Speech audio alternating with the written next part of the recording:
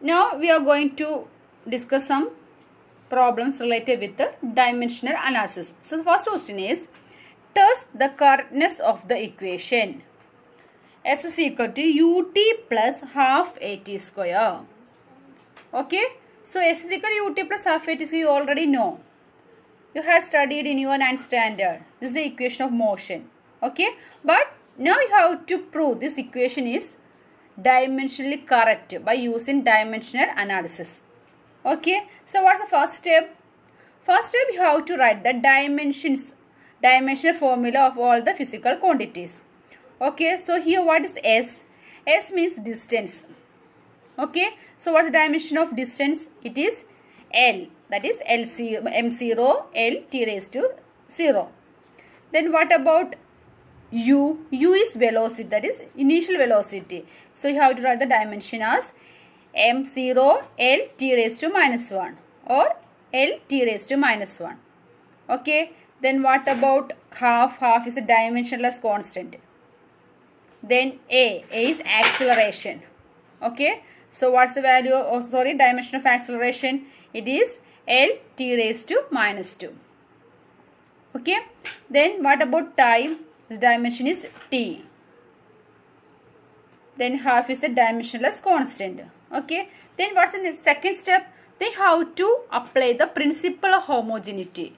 So again you have to rewrite the equation. S is equal to ut plus half at square. So S is means L. Its dimension is L, which is equal to U. L t raised to minus 1. Then time means t. Plus half is a dimensionless constant. A means acceleration, so it is L t raised to minus 2 into t square means dimension of time is t. So t square means t capital letter t square. Okay. Then you have to solve this one. So it is L, which is equal to.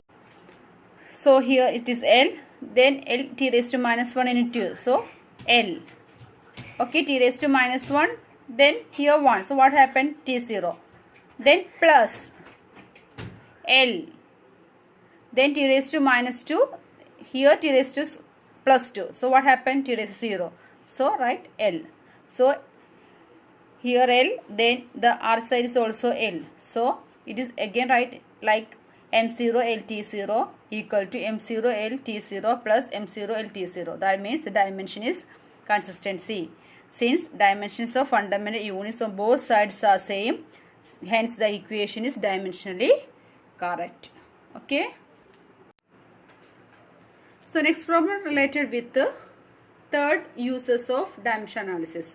So the question is, suppose the oscillations of a simple pendulum depends on mass of the bob, the length of the string, acceleration due to gravity. The last one is angular displacement theta.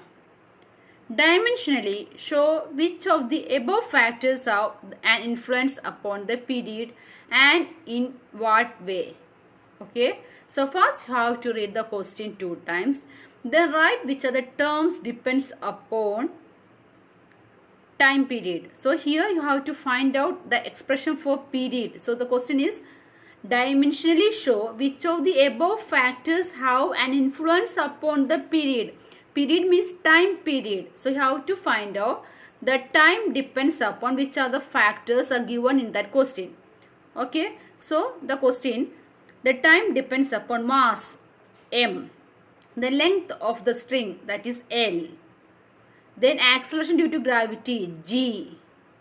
Then one more term, angular displacement theta. Okay. They have to put the powers, dimensions like a, b, c, d. Okay. That is t proportional to m raised to a, l raised to b, g raised to c, theta raised to d. Okay. You got the idea? Then now you have to using or equating a constant term. So here the constant term is k dash. So the equation becomes t equal to k dash m raised to a, l raised to b, g raised to c, theta raised to d. Okay. So k dash is a dimensionless constant. Also theta is also a dimensionless. So this equation can be reduced as t is equal to k dash can be write as k dash k dash into theta raised to d. That means k is equal to what? K dash into theta raised to d. This is another a constant term or dimensionless constant. Okay, so what happened that equation? T is equal to k into m raised to a, l raised to b, g raised to c. Okay, that means it does not depends upon what? Angular displacement. So T is equal to k, m raised to a, l raised to b, g raised to c. Here a, b and c are the dimensions of mass, length and acceleration due to gravity. Now what's the next step? Now you have to write the dimension formula for time, then mass, the length and acceleration due to gravity. Okay, so what about the dimension of time? The dimension of time is t. Dimension of time is what? T. So what about dimension formula for t? It is t, that is m0 l0 t. Okay, then dimension formula for mass is m, then l is l. Then what is dimension formula of g? G is acceleration, so its dimension is lt raised to minus 2. Okay, then putting these formulas in equation number 1, that is time. It is time m0 l0 t is equal to m raised to a, l raised to b, t raised to l, t raised to minus 2, the all raised to c. Then that means m a, l raised to b plus c. Okay, then t raised to minus 2c. Okay, then now what is the next step? You have to comparing the powers of the both sides. Okay, so here m raised to 0, here m raised to a. So what about a equal to what? 0. Okay,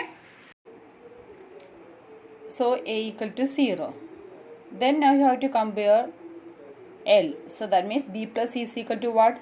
0. Okay, then what about c?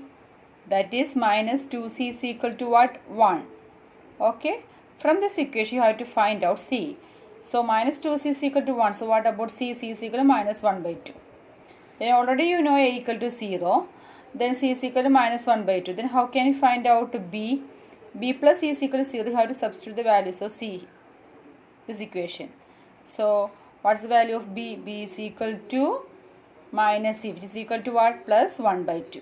Okay, so then now you have to substituting the values of a, b and c in equation number 2. Okay, so we have get the relation that t is equal to k m raised to 0, that means a equal to 0. Then l raised to 1 by 2, that means b is equal to 1 by 2. G raised to minus 1 by 2, that is c is equal to minus 1 by 2. And also one more term, theta. Theta is independent of that relation. Okay, so or t can be written as t is equal to k into root of l by g. So this is the required equation. Thus the period of, that means time period of pendulum, is directly proportional to the square root of length of the string and inversely proportional to what? Square root of the acceleration due to gravity, and it is independent of the mass of the bob and its angular displacement, because here m equal to 0. M equal to 0 means its value is 1. So it is independent of mass also. Okay.